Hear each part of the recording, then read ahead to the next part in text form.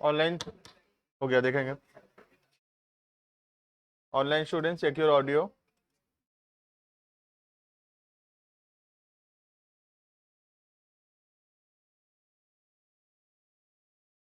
देखना, मैं इसमें बता रहा था दो तरीका है इसको करने का, ठीक है। हम लोग अभी एक पहला स्टार्ट किए हैं, हम लोग कैलकुलेट कर रहे हैं operating cash flow from operating activities. उसके अंदर अभी स्टेप 1 जो कि एक वर्किंग नोट है, ठीक है, जिसमें हमको कैलकुलेट करना है net profit before tax and extra ordinary items, ठीक है। अगर हमारे क्वेश्चन में दिया हुआ है net profit after tax and extra ordinary items, ठीक है, तो हमको एडजस्ट करना पड़ेगा दो चीज, that is tax and extra ordinary items. अगर हम ये दो चीज एडजस्ट करते हैं तो हो जाएगा हमारा net profit before tax and extra ordinary items, ठीक है। अब वो दो चीज में क्या क्या हो सकता है, दो चीज जो है वो प्लस हो सकता है और दो चीज माइनस हो सकता है, ठीक है। एक एक करके देखेंगे, पहले प्लस वाला साइड देख लेते हैं, उसके बाद देखेंगे माइनस वाला, ठीक है। जैसे कि फॉर एग्जांपल सपोज ये हम लोग का प्रॉफिट एंड लॉस अकाउंट और हम लोग का प्रॉफिट है अभी तक लेट्स से 50,000, ठीक है। अब हम इसमें दो खर्चा लिखे, that is let's say tax आया 10,000 का, ठीक है, और दूसरा कोई भी प्रकार का एक्स्ट्रा ऑर्डिनरी लॉसेस डेबिट होगा। एक्स्ट्रा ऑर्डिनरी लॉसेस मतलब ऐसा कोई नुकसान जो कि normal day to day business से रिलेटेड नहीं है, जैसे कि आग लग गया, चोरी हो गया, ठीक है, ये सबको बोलते हैं हम extra ordinary losses. Let's say the extra ordinary losses is 15,000, ठीक है। तो अब जो प्रॉफिट आ रहा होगा, कितना आ रहा होगा नेट प्रॉफिट? नेट प्रॉफिट आ रहा होगा 25,000, ठीक है। लेकिन ये कौन सा प्रॉफिट है? Net profit after tax and extra ordinary items, ठीक है। ये जो प्रॉफिट है कौन सा प्रॉफिट है? Net profit after tax and EI, ठीक है। अगर टैक्स और एक्स्ट्रा ऑर्डिनरी आइटम नाम का जो एक्सपेंस है, अगर हम इसको नहीं लिखते पीएल अकाउंट में तो हमारा प्रॉफिट कितना होता? 50,000, क्योंकि हम टैक्स और एक्स्ट्रा ऑर्डिनरी लॉसेस लिखे हैं पीएल में, जो कि आएगा भी पीएल में, ठीक है। तो नेट प्रॉफिट जो है पीएल का कितना दिखा रहा है? 25,000, जो कि करेक्ट प्रॉफिट है पीएल का। लेकिन वो प्रॉफिट किसके बाद है? सिर्फ net profit after tax and after extra ordinary items. लेकिन हमको क्या चाहिए? ये क्वेश्चन कैश फ्लो सॉल्व करने के लिए हमको स्टार्ट करना है किससे? Net profit before tax and extra ordinary item से, ठीक है। तो हमको ये दो चीज का इफेक्ट हटाना है। दैट मीन्स अगर ये दोनों नहीं होता तो प्रॉफिट कितना होता? 50,000 ऑब्वियसली, है ना, क्योंकि टैक्स दिए 10,000 और एक्स्ट्रा ऑर्डिनरी लॉसेस है 15,000 का, इसीलिए ये दोनों के बाद प्रॉफिट कितना हो रहा है? 25,000। दैट सिंपली मीन्स कि अगर हम नेट प्रॉफिट आफ्टर टैक्स से स्टार्ट करते हैं और हमको बिफोर टैक्स तक पहुंचना है तो हमको क्या करना पड़ेगा? ये दोनों चीज को प्लस करना पड़ेगा, तो हमारा आंसर आ जाएगा that is net profit after tax and EI 25,000 plus tax plus extra ordinary losses. तो आ जाएगा हमारा answer that is net profit before tax and extra ordinary items. समझ में आ रहा है इतना? तो ये दो चीज हम लोग प्लस किए हैं, देख सकते हो तुम। पहला जो टैक्स हम लोग पीएल में डेबिट में लिखे हैं उसको प्लस कर दिए, और जो भी एक्स्ट्रा ऑर्डिनरी लॉसेस हम पीएल के डेबिट में लिखे हैं उसको भी प्लस कर दिए, क्योंकि हमको निकालना क्या है, net profit before tax and EI. Clear इतना? ठीक है, तो ये दोनों क्योंकि पीएल के डेबिट साइड में आ रखा है, इसको ऐड बैक कर दिया हम लोग। ठीक है, ठीक उसी तरह सपोज नॉर्मली हमारा प्रॉफिट हो रहा है 50,000 का। ठीक है, अब हमको इनकम टैक्स रिफंड मिला। रिफंड किस हिसाब से मिलता है कि हम अगर पिछले सालों में एक्स्ट्रा पेमेंट कर दिए हैं तो नेक्स्ट ईयर में हमको उतना पैसा रिफंड हो जाता है। ठीक है, तो लेट से हम लोग को रिफंड मिला, रिफंड इधर आएगा, इनकम है, refund of income tax. Suppose 1,000 रुपए हमको रिफंड मिला इनकम टैक्स। ठीक है, या फिर कोई प्रकार का एक्स्ट्रा ऑर्डिनरी गेन हुआ, लेट से 2,000 का, तो नेट प्रॉफिट कितना आ रहा होगा, 53,000। नेट प्रॉफिट कितना दिखा रहा होगा, 53,000। ये नेट प्रॉफिट किसके बाद है, after tax and after extra ordinary gains. ठीक है, अगर ये दोनों नहीं होता तो प्रॉफिट कितना हुआ होता, 50,000, 50,000। तो हमको क्या करना पड़ेगा, 53,000 से ये 1,000 और ये 2,000 माइनस करना पड़ेगा, तो आंसर आ जाएगा 50,000। वही दो चीज लेस की है, देखो, one is a refund of income tax and second one is a extra ordinary gains. Clear है? तो इसके बाद हमारा जो आंसर आएगा that is net profit before tax and extra ordinary items, जो कि हमको चाहिए होगा कैश फ्लो स्टार्ट करने के लिए। कैश फ्लो का स्टार्टिंग है ना, वर्किंग नोट जो बनाएंगे, ये वर्किंग नोट है, और ये जो आंसर आएगा कैश फ्लो में ऑपरेटिंग के अंदर स्टेप 1 में पुट करेंगे तो कैश फ्लो स्टार्ट हो पाएगा। क्लियर है इतना? ठीक है, अब हम लोग डिटेल में पढ़ेंगे, इसमें से कुछ डिटेल में पढ़ने का जरूरत है नहीं, other than provision for tax. Provision for tax को हम थोड़ा डिटेल में पढ़ेंगे, बाकी सब डायरेक्टली दिया हुआ होगा तीनों हमेशा। ठीक है, करना हेडिंग करना इसके अंदर नोट करके, प्रोविजन फॉर टैक्स।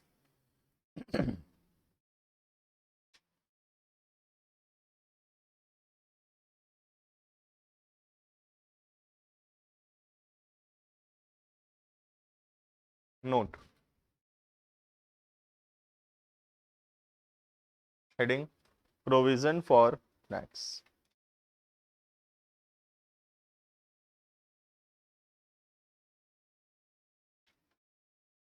अच्छे से समझना प्रोविजन फॉर टैक्स को, क्योंकि मेजॉरिटी क्वेश्चंस में प्रोविजन फॉर टैक्स रहेगा। ठीक है, जो भी हम लॉन्ग क्वेश्चन सॉल्व करेंगे सब में तुमको प्रोविजन फॉर टैक्स देखने को मिलेगा हमेशा। ठीक है, क्या होता है प्रोविजन? एजम्पशन, किस चीज का एजम्पशन? फ्यूचर एक्सपेक्टेड लॉसेस का। ठीक है, फ्यूचर में कोई भी प्रकार का लॉस होने वाला है, ठीक है, कोई भी नॉन लाइबिलिटीज है जिसके लिए हम लोग पहले से पैसा अलग कर रहे हैं, उसको हम लोग बोलते हैं प्रोविजंस। ठीक है, that is a known liability है फ्यूचर में। नोन मतलब जो लाइबिलिटी पता है हमको कि फ्यूचर में अराइज होने वाला है, लेकिन उसका एग्जैक्ट अमाउंट नहीं पता होता है। प्रोविजन क्या होता है, प्रोविजन एक एस्टिमेट होता है कि आज मुझे फ्यूचर में लग रहा है कि इतना खर्चा, एक खर्चा होने वाला है। अब कितना होने वाला है ये खर्चा एग्जैक्टली हम नहीं बता सकते, लेकिन हम एक अनुमान लगा सकते हैं कि कितना के आसपास ये खर्चा हो सकता है, और उस हिसाब से हम पैसा अलग करते हैं, उसको हम बोलते हैं प्रोविजंस। हम पहले प्रोविजंस पढ़े हैं, एक प्रोविजन हम पढ़े हैं बहुत पहले, provision for bad and doubtful debts. ठीक है, एक हो गया डाउटफुल डेट्स। ठीक है, तो ये provision for bad and doubtful debts क्या होता था कि फ्यूचर में हमको लग रहा है कि बैड डेट्स होने वाला है, ठीक है, लेकिन कितना बैड डेट्स होगा ये एग्जैक्टली नहीं पता, तो हम लोग एक अनुमान से 2%, 3%, 4%, 5%, कोई एक एस्टिमेटेड बेसिस पे हम उतना रुपए का प्रोविजन बना के रखते थे, ताकि फ्यूचर में जो बैड डेट्स होगा उसको कवर अप करने के लिए। ठीक है, तो प्रोविजन होता है एक नॉन लाइबिलिटी के लिए जिसका अमाउंट एग्जैक्टली डिटरमाइन नहीं हो सकता, जिसको एस्टिमेट किया जा सकता है। ठीक है। तो वैसे ही प्रोविजन फॉर टैक्स का मतलब है फ्यूचर में टैक्स पे करना है, जिस टैक्स एक लाइबिलिटी है जो पे करना ही पड़ेगा, लेकिन एग्जैक्ट अमाउंट उसका हमको अभी पता नहीं है। तो हम लोग एस्टिमेटेड बेसिस पे जितना हमको लग रहा है कि टैक्स भरना होगा उतना पैसा हम अलग करके रखते हैं, उसको हम बोलते हैं प्रोविजन फॉर टैक्स। ठीक है, उसको हम बोलते हैं प्रोविजन फॉर टैक्स। ठीक है।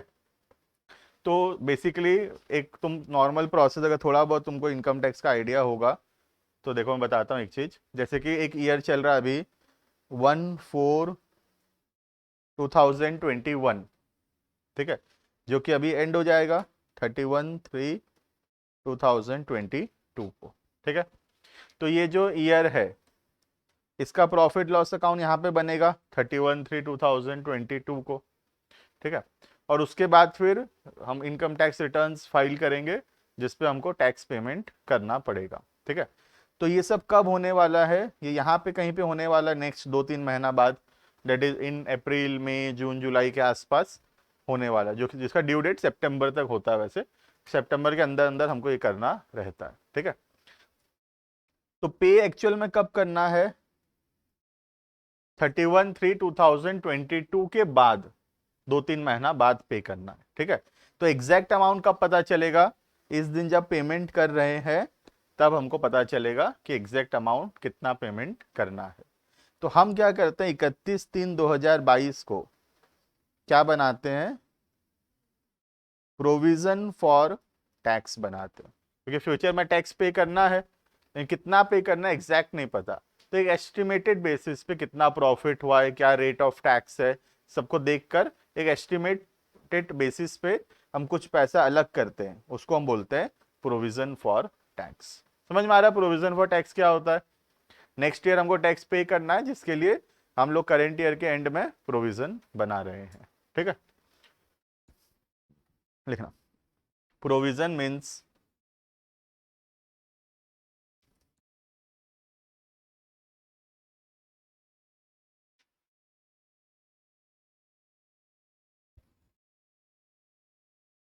the amount set aside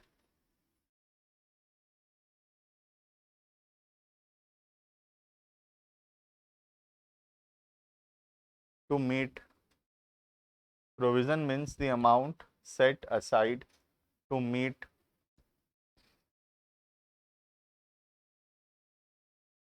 a future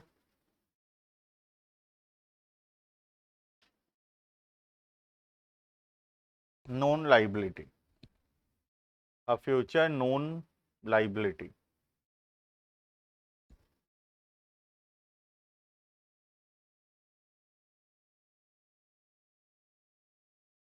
The amount of which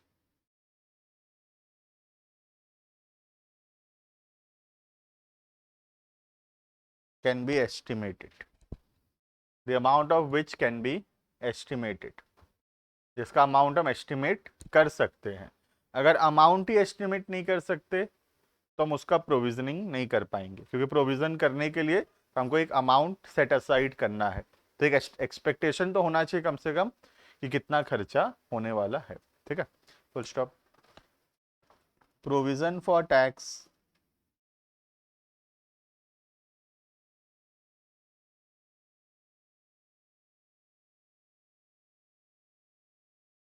provision for tax is created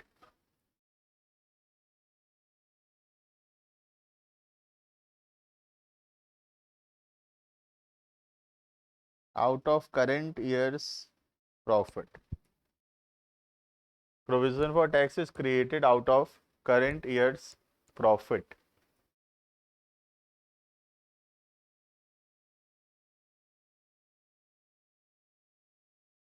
And the amount will be payable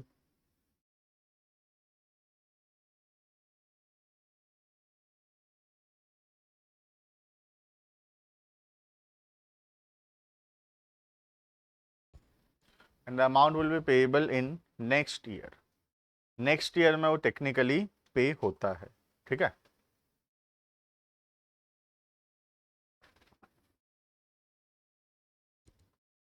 समझ गए होगे, एक साल पीछे चल रहा है प्रोविजन फॉर टैक्स वाला कॉन्सेप्ट, क्योंकि देखो इस साल जो बनेगा अभी प्रोविजन 1/4/2021 से 31/3/22 का जो प्रॉफिट होगा उसके ऊपर जो यहाँ प्रोविजन बनेगा ईयर एंड में, उसका पेमेंट कब होगा, यहाँ पर होगा नेक्स्ट ईयर में पेमेंट होगा 2-3 महीना बाद, है ना। तो अप्रैल में तब नया ईयर आ जाएगा, ठीक है।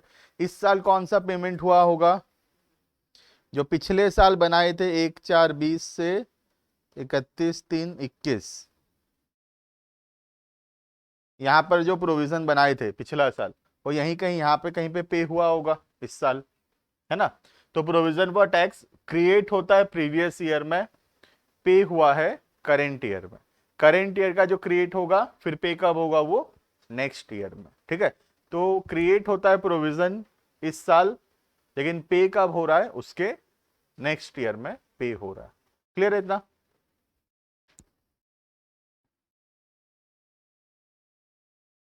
देखना full stop. Following are the possible cases, 3 possible case हो सकता है प्रोविजंस का।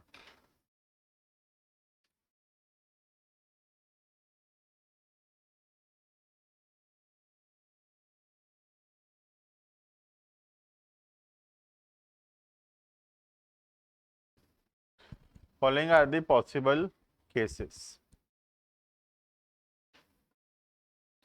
3 टाइप का क्वेश्चन हो सकता है पूरे चैप्टर में प्रोविजन फॉर टैक्स के ऊपर, ठीक है। उसके अलावा कोई टाइप का क्वेश्चन नहीं हो सकता, तो हम तीनों यहीं पर पढ़ लेंगे, ठीक है। फिर हेडिंग करना केस 1।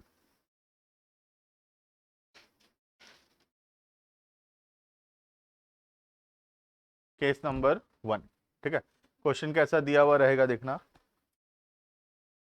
31/3/21, 31/3/22, प्रोविजन फॉर टैक्स 60,000, 70,000, ठीक है। क्वेश्चन में इतना दिया हुआ रहेगा, बैलेंस शीट दिया हुआ रहेगा, और क्योंकि बैलेंस शीट दिया हुआ रहेगा तो ये चीज दिख जाएगा तुमको, प्रोविजन फॉर टैक्स कहाँ दिखा रहा होगा, कौन से हेड कौन से सब हेड में, करेंट लाइबिलिटीज में, अच्छा, फिर शॉर्ट टर्म प्रोविजंस में, करेक्ट। करेंट लाइबिलिटीज के अंदर शॉर्ट टर्म प्रोविजंस में दिखा रहा होगा प्रोविजन फॉर टैक्स, ठीक है। तो दिख जाएगा दोनों figure, previous year current year का, ठीक है। इसका मतलब क्या देखते हैं एक बार पहले, पिछले साल के एंड में 60,000 प्रोविजन था जो कि इस साल पे हुआ होगा, और इस साल के एंड में 70,000 प्रोविजन है जो कि नेक्स्ट ईयर पेमेंट होगा। यही तो मतलब है ना, पिछले साल 60,000 का प्रोविजन था, वो इस साल पे करे होंगे हम लोग, और इस साल 70,000 का प्रोविजन है जो कि हम नेक्स्ट ईयर में पेमेंट करेंगे, ठीक है। एक अकाउंट बनता है प्रोविजन फॉर टैक्स अकाउंट, है ना, हम हमेशा बनाएंगे, बनाना नॉर्मल अकाउंट है।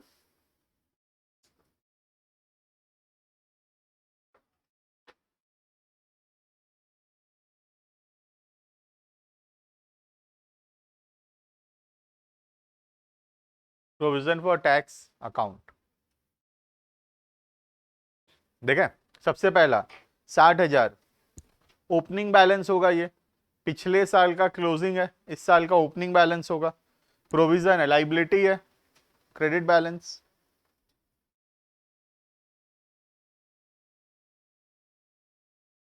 $60,000।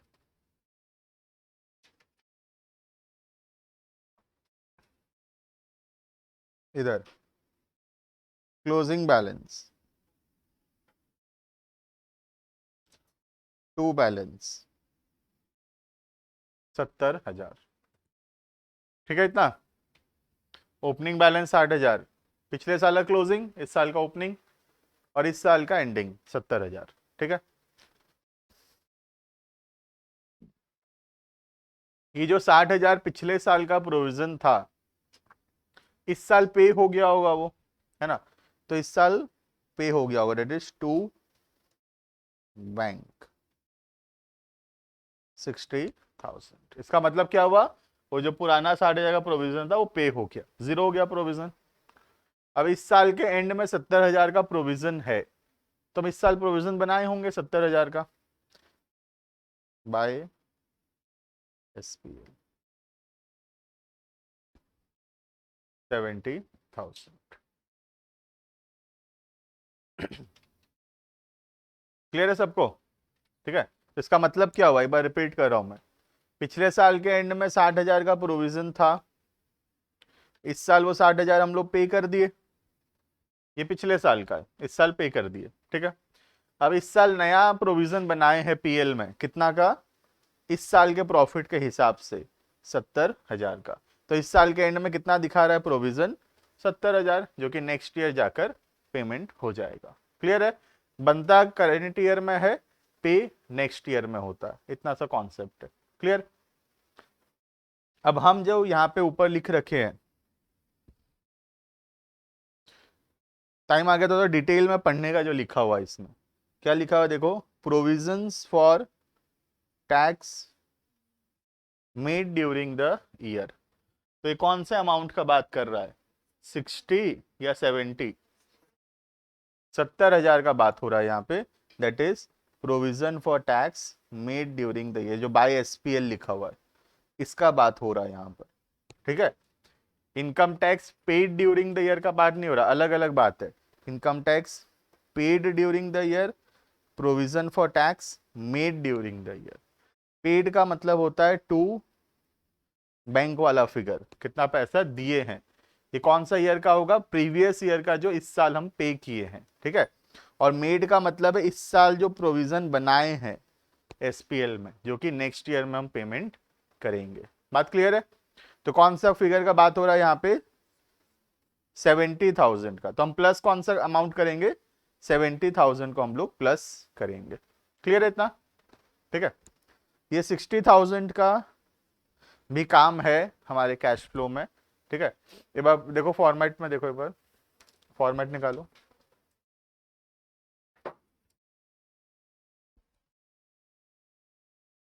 फॉर्मेट में एक स्टेप 4 लिखे थे हम लोग, देखो लिखे हैं? मिल गया वहां पे, देखो इनकम टैक्स पेड, मिला ना, वो 60,000 वाला फिगर है। समझ में आ रहा है? तो दोनों काम का है कैश फ्लो में, 70,000 भी और 60,000 भी। 70,000 कहाँ काम आएगा, net profit before tax and EI निकालने में, डेट इज वर्किंग नोट में। और जो 60,000 वाला अमाउंट है income tax paid during the year, वो काम आएगा हमारा स्टेप नंबर 4 में। क्लियर है? नेक्स्ट केस नंबर 2, ये केस 1 गया। ठीक है, नेक्स्ट केस 2, ये भी वर्किंग नोट चल रहा है ना। टाइम लगेगा कैश फ्लो पहुंचते पहुंचते, 2 क्लास और लगेगा, फिर कैश फ्लो चालू होगा, है ना। लिखना केस बी।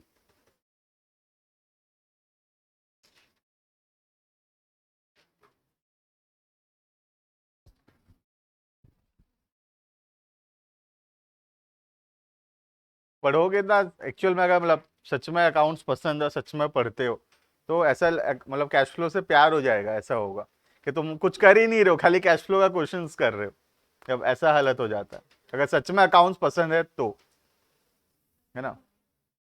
अब मजबूरी है तो फिर मजबूरी लगेगा, फिर उसका कोई इलाज नहीं है। लेकिन अकाउंट्स पसंद है तो कैश फ्लो बहुत मजा आएगा, कैश फ्लो में सबसे बेस्ट चैप्टर्स में से है। ठीक है, लिखना next point number B, case B.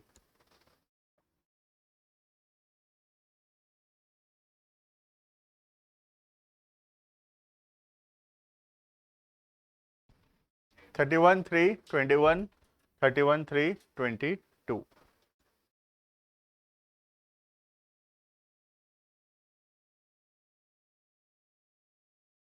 Provision for tax, again previous year में था 50,000, करेंट ईयर में है 60,000।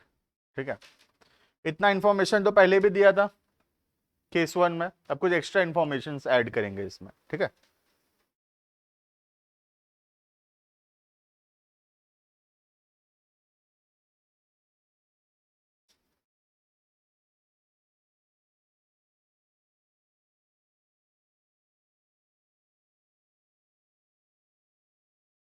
Income tax paid during the year 48,500। हम बनाएंगे account, provision for tax account.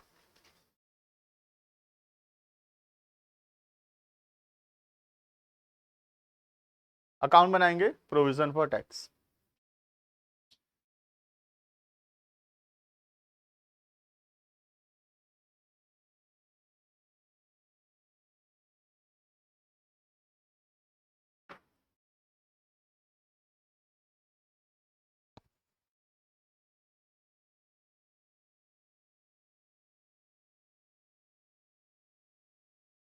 लिखो ओपनिंग बैलेंस क्लोजिंग बैलेंस, उतना तो लिख ही सकते हैं हम अभी।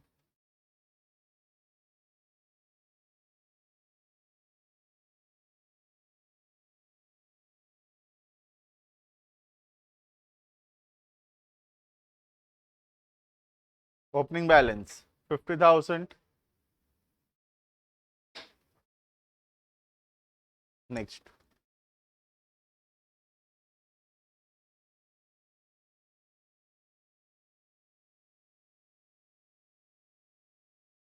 Closing balance 60,000। इतना तो सब कर ही लिया होंगे, है ना। इसके बाद क्वेश्चन में एक इंफॉर्मेशन और दिया extra, that is income tax paid during the year. तो कौन सा इंफॉर्मेशन दिया है ये वाला? ये टू बैंक वाला इंफॉर्मेशन दिया है। इनकम टैक्स पेड का मतलब क्या है? To bank. और प्रोविजन मेड का मतलब है बाय एसपीएल। ठीक है, अलग अलग चीज है दोनों। तो इनकम टैक्स पेड दिया है तो टू बैंक दिया है, लिखेंगे।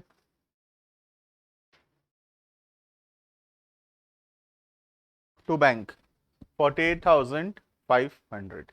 बैलेंसिंग फिगर आएगा बाय एसपीएल।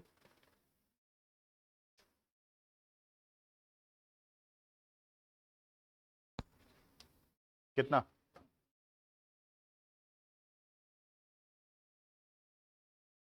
58,500। ठीक है। तो जो लोग ऐसे सोचते हैं प्रोविजन पर टैक्स अकाउंट जरूरी नहीं है, वो गलत हो जाएगा, क्योंकि यहाँ अगर ये केस है तो ठीक है, तुम जान जाओगे ये एसपीएल में आएगा और ये बैंक में आएगा, लेकिन बाकी केस में तो नहीं जान पाओगे ना। तो हम हमेशा यूनिफॉर्मली बनाएंगे अकाउंट। ठीक है। मतलब क्या हुआ देखते हैं एक बार, अकाउंट का मतलब क्या है। ठीक है, देखना ये प्रोविजन था, है ना। प्रोविजन का मतलब ही यही है कि वो एक प्रकार का एस्टिमेट है। रियलिटी में जो खर्चा है ऊपर नीचे हो सकता है। ठीक है। तो हम लोग ईयर के बिगिनिंग में, मतलब पिछले साल 50,000 रुपये अलग किए थे, ये सोच कर कि 50,000 रुपये टैक्स देना पड़ेगा। ठीक है। लेकिन रियलिटी में टैक्स सिर्फ देना पड़ा कितना? 48,500। तो हम ये तो नहीं बोलेंगे कि हम 50,000 अलग कर रहे तो 50,000 ले लो, ऐसे बोलेंगे क्या हम? 48,500 का बनता है तो 48,500 देंगे हम लोग। तो हमारे पास कितना रुपए का प्रोविजन रह गया? 1,500 का प्रोविजन हमारे पास रह गया है ना। हम 50,000 रुपये अलग किए थे, लेकिन रियलिटी में 50,000 का खर्चा नहीं हुआ, 48,500 का खर्चा हुआ। तो 48,500 हम पे कर दिए, तो हमारे पास 1,500 रुपये रह गया है इन प्रोविजंस। ठीक है। अब मैं देखा कि ईयर के एंड में टोटल प्रोविजन कितना है? 60,000 का। तो सवाल ये कि इस साल कितना प्रोविजन बनाए हैं।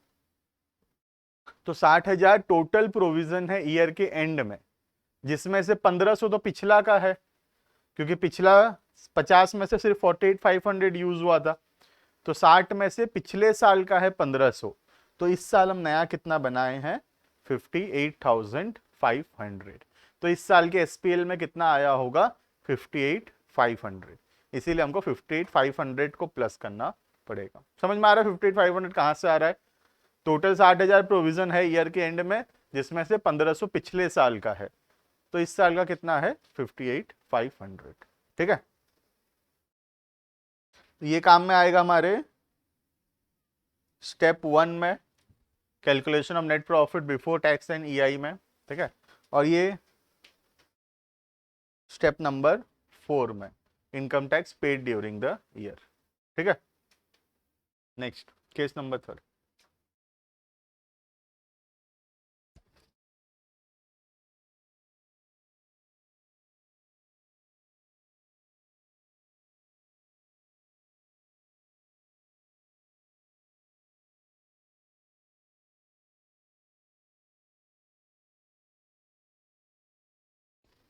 Provision for tax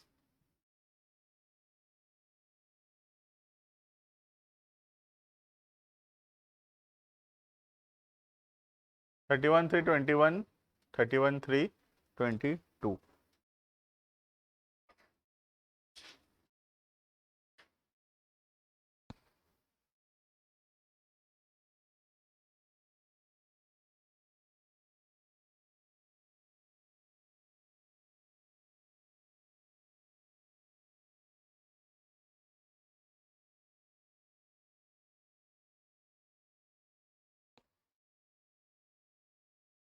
provisions made during the year 84,000। तो ज़्यादा वेरिएशन है नहीं, एसपीएल दिया हुआ है, टू बैंक निकलेगा, है ना।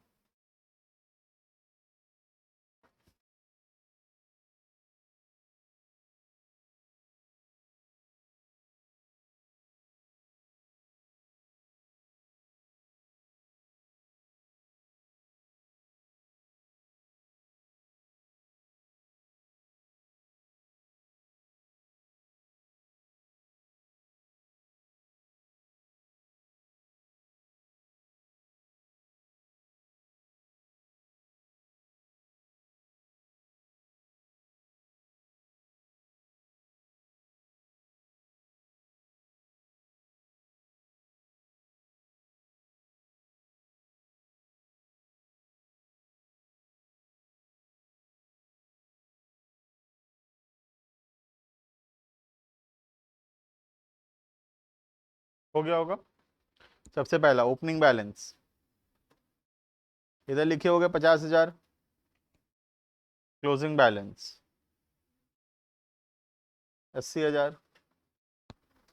इस बार क्या दिया हुआ है, एसपीएल दिया हुआ है 84,000, ठीक है।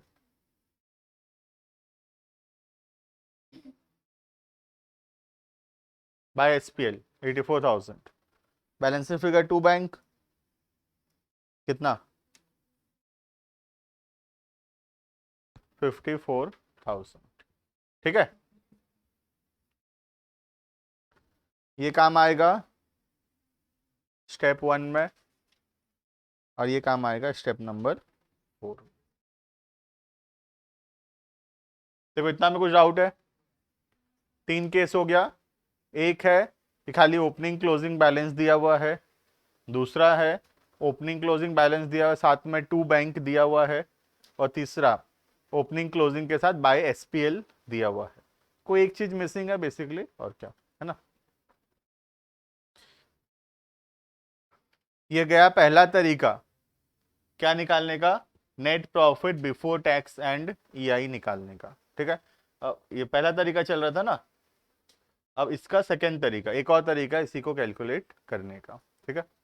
करना, हेडिंग करना .2। स्टेप 1 ही चल रहा है अभी, ठीक है। स्टेप 1 में .2 और पूरा स्टेप 1 वर्किंग नोट है।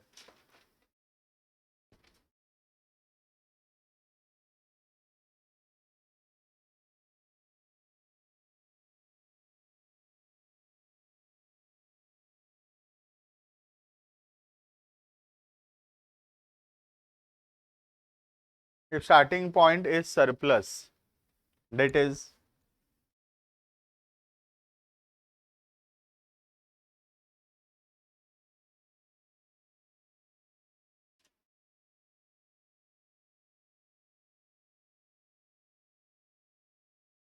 balance in SPL.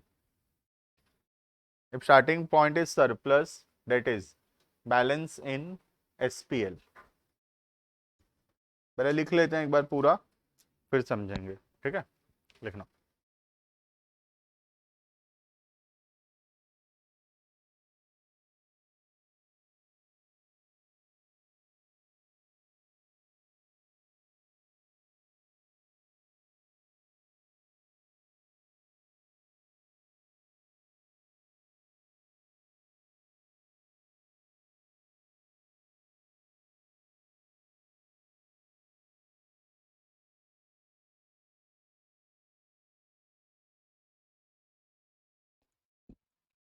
डिफरेंस से स्टार्ट करें। किस किस चीज का difference, closing balance minus opening balance, ठीक है। किस चीज का क्या पता, बाद में देखेंगे। Add, add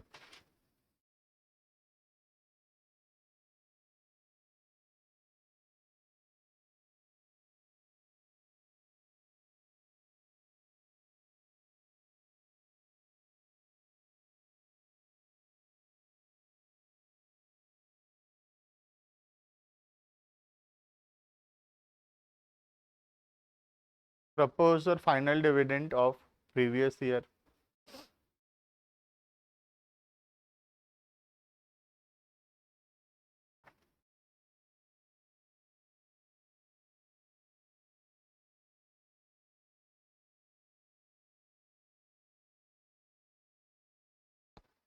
interim dividend of current year, interim, INTERIM.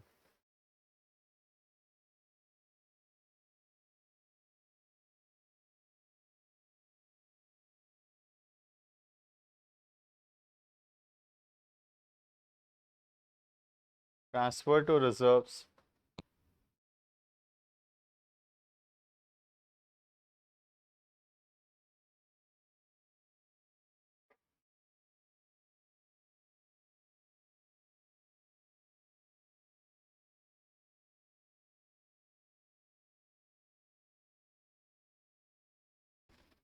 Provision for tax made during the year.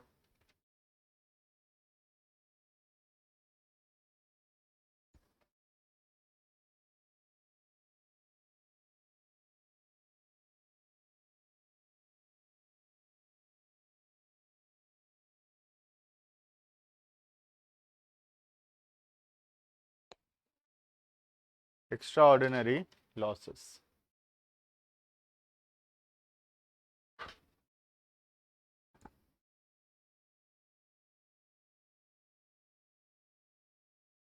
Less.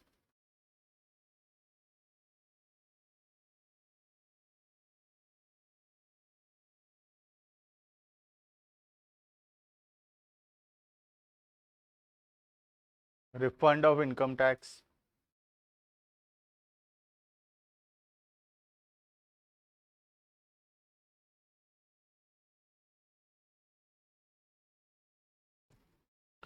Extraordinary gains.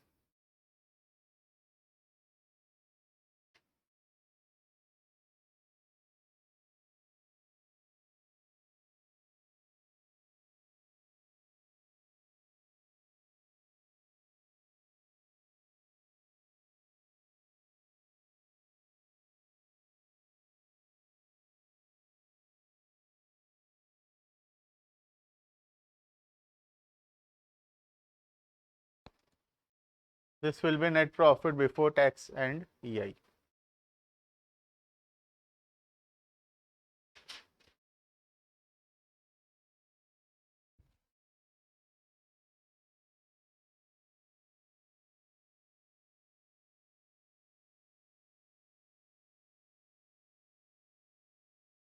ठीक है,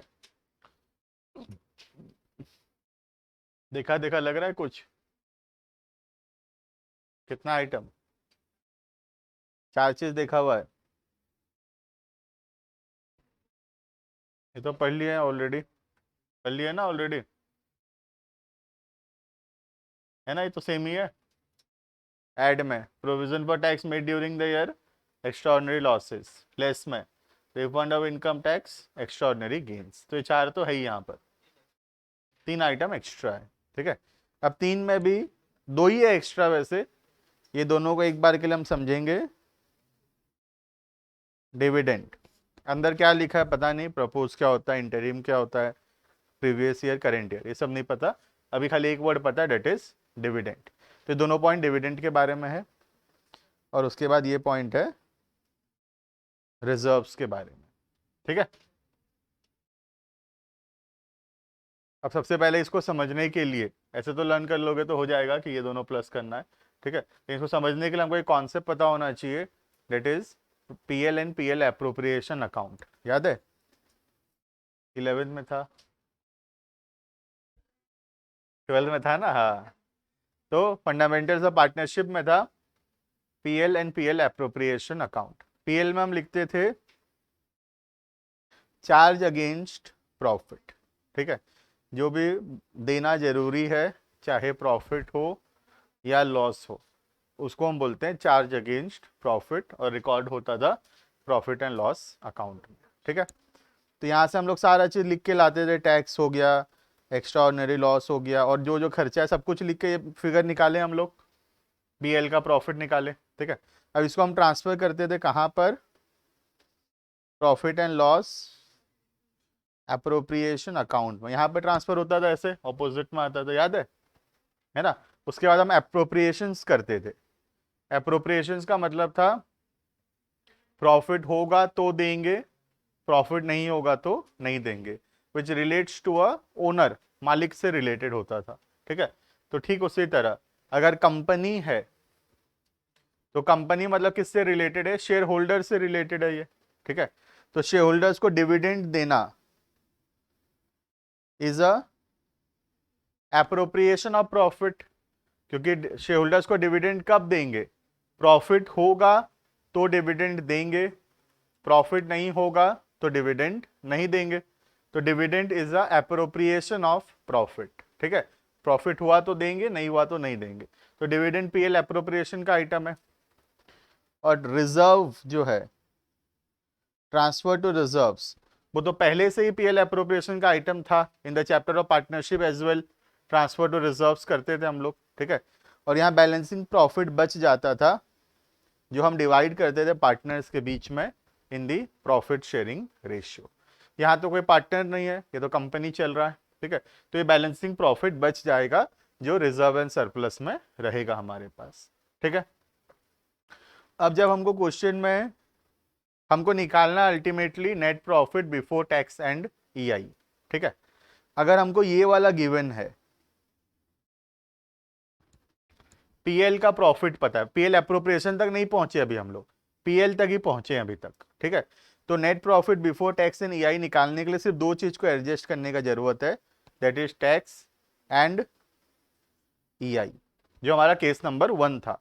क्या दिया हुआ है उसमें, पीएल का प्रॉफिट दिया हुआ है, अभी पीएल एप्रोप्रिएशन तक नहीं पहुंचे हम लोग, ठीक है।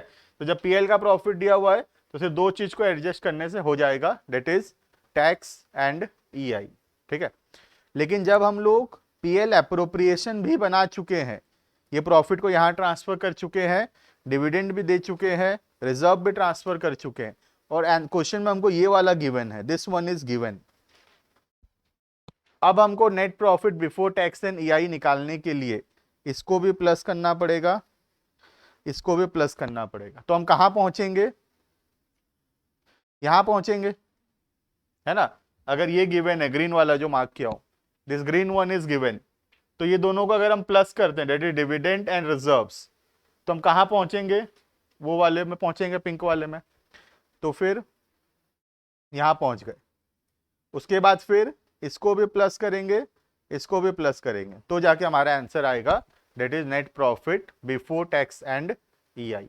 समझ में आ रहा है, क्वेश्चन के ऊपर है कि क्वेश्चन क्या गिवन है। अगर हमको डायरेक्टली पीएल का प्रॉफिट दिया हुआ है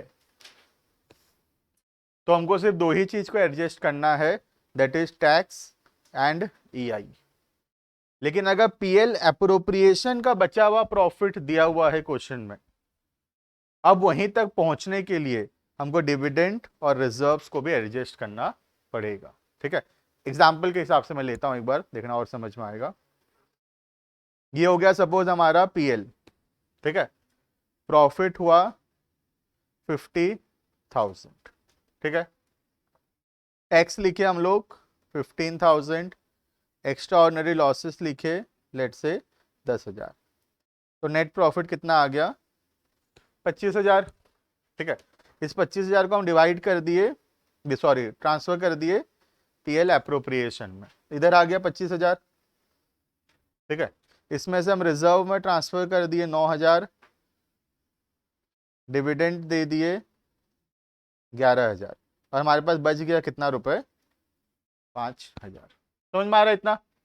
अब केस 1 में क्या था, ये वाला गिवन था 25,000, तो हमको सिर्फ क्या करना पड़ा, इसको प्लस किए, इसको प्लस किए, तो हमारा आंसर आ गया 50,000।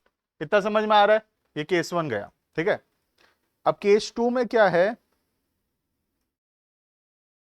This one is given, 5,000 is given, तो अब हमको क्या करना पड़ेगा, ये दो को भी ऐड करना पड़ेगा और ये दो को भी ऐड करना पड़ेगा, तो हमारा आंसर आएगा 50,000। चेक कर सकते हैं हम लोग, 5,000 प्लस 11,000 प्लस 9,000 कितना आएगा, 25 प्लस 10 प्लस 15, तो आएगा 50। अल्टीमेटली 50 निकालना है जैसे भी करके, क्योंकि we want net profit before tax and EI, anyhow we have to calculate net profit before tax and EI, ठीक है।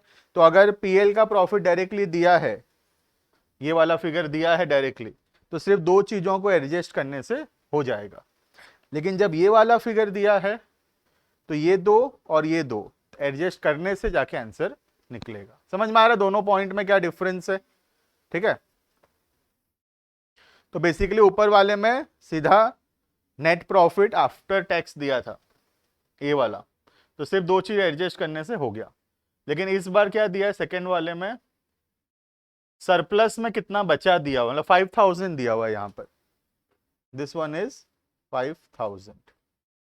तो हमको सब कुछ एडजस्ट करना पड़ेगा, that is dividend and transfer to reserve, ये एक्स्ट्रा एडजस्ट करना पड़ेगा, और ये तो एडजस्ट करते ही थे। समझ में आ गया? तो क्योंकि पीएल एप्रोप्रिएशन दिया हुआ है, तो पीएल एप्रोप्रिएशन के आइटम्स को भी हमको एडजस्ट करना पड़ रहा है। दो ही आइटम है, that is dividend and transfer to reserves. Clear है इतना? ठीक है, करना हेडिंग करना डिविडेंड्स।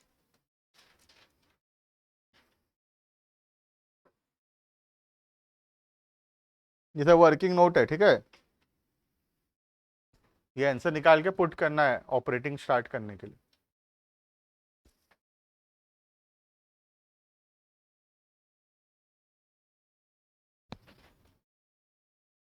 डिविडेंड बेसिकली दो प्रकार का डिविडेंड होता है, ठीक है। अब हम डिटेल्स में चलेंगे डिविडेंड के, क्योंकि ओवरऑल तो हम दोनों को डिविडेंड बोल के पढ़ लिए, लेकिन दो अलग अलग चीज़ है यहाँ पे डिविडेंड में। तो हम इसके डिटेल में जाएंगे कि डिविडेंड दो प्रकार का होता है, एक होता है प्रपोज्ड या फाइनल डिविडेंड, और दूसरा होता है इंटरिम डिविडेंड। ठीक है, लिख लो। Dividend are of two types.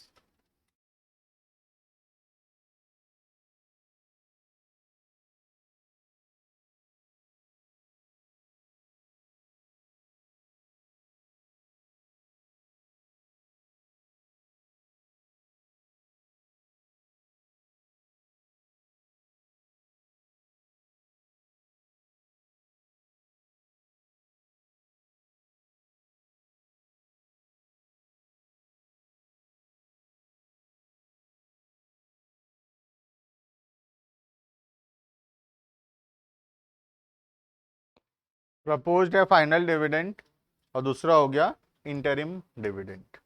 ठीक है, अब स्टार्ट नहीं करेंगे, यहाँ पे रुकेंगे। ठीक है, दो प्रकार का डिविडेंड होता है, डिटेल में डिविडेंड नेक्स्ट क्लास में पढ़ेंगे। अभी होमवर्क नहीं है नेक्स्ट क्लास में, लेकिन बुक लेके आना, नेक्स्ट क्लास में हम लोग क्वेश्चंस कर पाएंगे, वहां तक पहुंच जाएंगे कि क्वेश्चंस हो पाएगा। ठीक है, आते रहना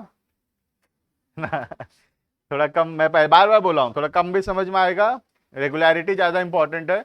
अल्टीमेटली क्वेश्चन हो जाए, होने लगेगा आराम से, ठीक है, लेकिन मिस हो जाएगा बीच में तो नहीं होगा फिर।